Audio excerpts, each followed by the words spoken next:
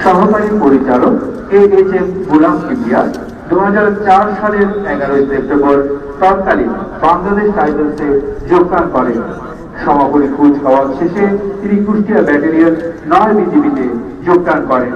তিনি বিভিন্ন সময়ে বিজিবিসিএলসিতে প্রশিক্ষক এবং বিভিন্ন ব্যাটালিয়নে দায়িত্ব পালন করেন।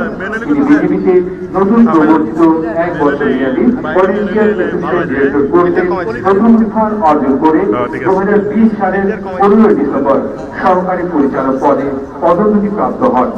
তিনি বাংলাদেশ ও যুক্তরাষ্ট্রের মধ্যে অনুষ্ঠিত প্যারামিলিটারি ট্রেনিং এক্সারসাইজে অংশগ্রহণ করেন। এছাড়াও সম্প্রতি তিনি স্পেন থেকে বিজিবির জন্য ক্রয়কৃত ট্যাঙ্ক বিধ্বংসী অ্যালকাটন 100M2 অস্ত্রের উপর বৈদেশিক প্রশিক্ষণ কোর্সে অংশগ্রহণ করে সফলতার সাথে সম্পন্ন করেন।